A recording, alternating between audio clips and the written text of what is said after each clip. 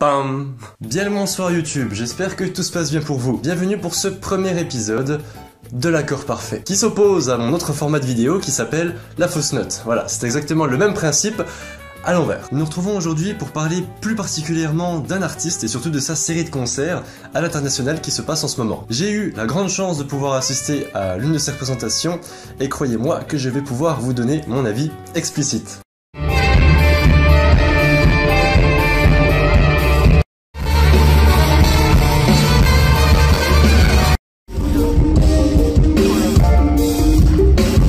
Je vais donc pouvoir vous en dire plus si c'est bien ou pas et si ça mérite que vous vous déplaciez jusqu'à la salle de concert. Après on est d'accord, vous faites comme vous voulez, mais je vous conseille quand même de rester jusqu'à la fin de cette vidéo pour vous aiguiller un peu. Bien que je pense qu'en majorité vous ayez cliqué sur cette vidéo en connaissance de cause, je vais tout de même recentrer rapidement le sujet, histoire de vous expliquer qui est Ibrahim Malouf. Ibrahim Malouf est un trompettiste d'origine libanaise né au Liban. Il est aussi compositeur et arrangeur. C'est avant tout un musicien. C'est donc un musicien d'un excellent niveau qui s'épanouit principalement dans la musique orientalisée. C'est avec un mélange de culture et sa célèbre trompette au quart de ton qu'il innove en tournée d'un genre totalement indescriptible. Oui, j'ai bien dit indescriptible. Comme ça, je reste objectif, et vous ne connaissez toujours pas mon avis. D'ailleurs, c'est son père qui a inventé la trompette au quart de ton. Qu'ai-je dit? Jingle.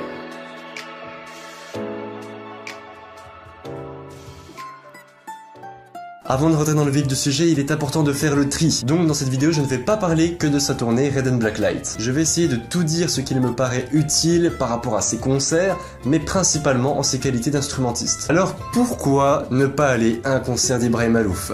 J'imagine que c'est la question que tout le monde se pose en ayant cliqué sur cette vidéo. Parce que je pense sincèrement qu'il faut vraiment aller en voir plusieurs. Vous savez, autant j'ai pu déjà aller voir des concerts, des spectacles, etc. Je suis encore assez jeune, hein. Autant un concert comme celui-ci, ça ne m'est quasiment jamais arrivé d'autant kiffer un concert. J'ai pu discuter avec des personnes un peu plus âgées que moi qui avaient déjà vu ces anciens concerts et ils me disaient finalement que c'était assez étrange dans le fond. Alors dans le bon sens, mais plutôt ça ne les laissait pas indifférents. Enfin, ils avaient jamais vu ce genre de concert auparavant puis ça fait vraiment un changement radical par rapport à ce qu'on a l'habitude d'entendre.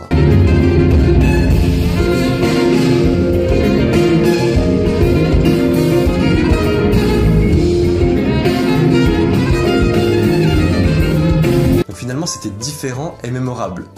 Toujours dans le bon sens. Alors il s'inspire donc d'énormément de genres musicaux. Alors pour mettre un nom sur son genre musical qu'il exploite en concert, c'est un petit peu compliqué. Il peut donc aussi bien s'inspirer du jazz, donc le domaine qu'il maîtrise parfaitement, autant que du modèle oriental très présent dans ses prestations. Alors s'il vous plaît, ne dites pas musique du monde. Ça ne se dit pas. Enfin, si ça se dit, ça fait mal à l'oreille. En France, on a malheureusement la malchance d'avoir un très mauvais vocabulaire musical. Alors bien évidemment, ça se rapproche de plus en plus de ce qu'on appelle la pop, mais toujours en ayant comme cursus principal l'improvisation. Donc voilà, c'est vraiment compliqué à définir. Moi, étant même musicien, j'arrive pas à mettre un nom sur ce que c'est. Puis de toute façon, il évolue énormément, on n'a pas le temps de le suivre, il est déjà bien loin. On va partir du fait qu'il sait absolument tout faire. De 1, parce que c'est vrai, et de 2, c'est que surtout qu'il produit une sorte de musique plutôt mondialisée. Alors, ne vous inquiétez pas, si vous n'avez pas compris, c'est que le terme n'existe pas. Alors ce que j'essaye de dire par là, c'est que c'est pas réellement de la musique populaire, mais elle reste vraiment ouverte à tous ceux qui veulent bien l'entendre.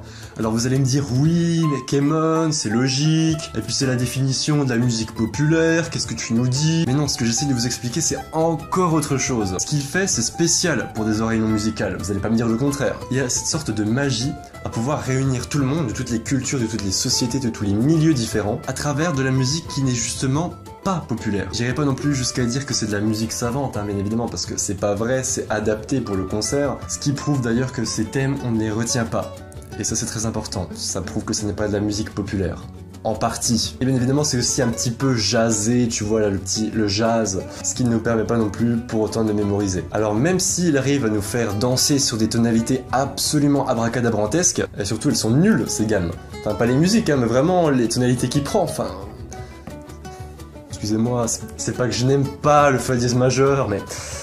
Voilà, allez tiens, un stickers. Bien évidemment sa musique elle est spéciale, mais pas si compliquée à écouter pour autant. De plus, avec un public grandissant, j'ai l'impression qu'il se lâche un petit peu de plus en plus par rapport à sa musique savante qu'il avait à l'origine. Par rapport à ce que représentent ses musiques, c'est toute son enfance, hein, toute sa culture. Sa famille, en fait, c'est quelque chose de très important. Et d'ailleurs, c'est ce qu'il essaye de traduire dans son concert et dans son album en particulier. C'est profond, c'est sincère, et ça se voit. Il arrive très bien à nous le transmettre. Vous savez, que ce soit dans quelques années ou même dans 50 ans, sa musique restera classique. Alors classique pas dans le sens de la période, mais plutôt dans le genre où ce genre de musique, ce qu'il fait va rester complètement intemporel. Pour ce qu'il s'agit du concert, il est vraiment ouf, il n'y a pas d'autre mot à dire.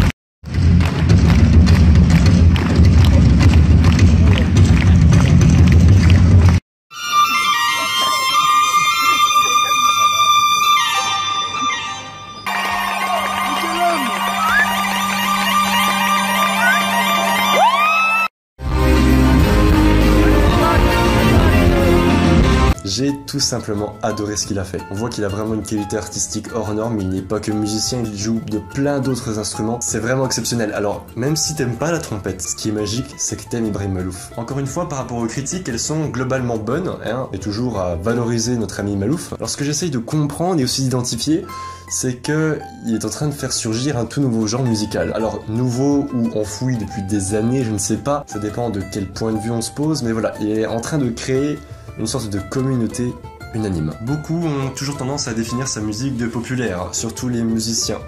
Ce que je peux tout à fait comprendre. Par contre, comme quoi dans le seul but de percer, il aurait facilité sa musique, ça c'est complètement absurde. Si on pouvait encore le rapprocher à d'autres artistes, il n'y a pas de problème. D'ailleurs, il y a un artiste que j'ai découvert il n'y a pas très longtemps qui s'appelle Iom, qui fait de la musique pareille, orientalisée avec de la clarinette. Mais voilà, ce que j'essaie de dire, c'est qu'on ne peut pas comparer Ibrahim Malouf. Il est le seul un peu à faire ce qu'il fait aujourd'hui. Alors juger, c'est un petit peu difficile. En plus de ça, c'est l'un des seuls artistes musiciens à avoir gagné les victoires de la musique, alors qu'il n'avait que des pièces instrumentalisées. Vous savez, ce que j'aime chez lui par-dessus tout, c'est pas tout à fait l'énergie qu'il met sur scène, parce qu'il reste bloqué devant son micro, bien évidemment. Il joue d'un instrument, il peut pas bouger en même temps, enfin... À part Epic Sax Guy, je ne vois pas qui peut faire ça. Mais ce que j'aime chez lui, c'est plutôt l'influence de tout ce qu'il a vécu et connaît comme genre, ce qui a formé finalement son propre son identitaire. Se tenir à mi-grave, aller chercher les contre-notes sur aigu de la trompette, c'est une chose que tout trompettiste ne se garde pas d'essayer de réaliser. Mais en fait, ce qui est différent, c'est que voilà, il s'est approprié un genre, il s'est approprié une culture, il a mélangé les deux. Et ce qui fait qu'aujourd'hui, c'est son histoire qu'il transmet à travers sa musique. Avant de terminer cette vidéo, je voulais vous dire que je vous conseille énormément d'aller voir un de ses concerts un jour. Ça vaut vraiment le coup. Forcez-vous. C'est vraiment quelque chose qui se perd un peu. C'est pour ça que vraiment, allez voir un de ses concerts. C'est pas du tout ce que vous écoutez d'habitude, mais franchement, c'est magique. Il y a juste à écouter ça, même si il n'y a absolument rien de vocal et que ça ne donne pas toujours envie de danser, c'est enrichissant, que ce soit pour votre ouverture d'esprit ou simplement votre culture et ouverture musicale. Sur ce, je vous souhaite de passer une agréable soirée, une bonne journée, une bonne matinée, un bon déjeuner, etc. Et franchement, réservez une place. Sérieusement.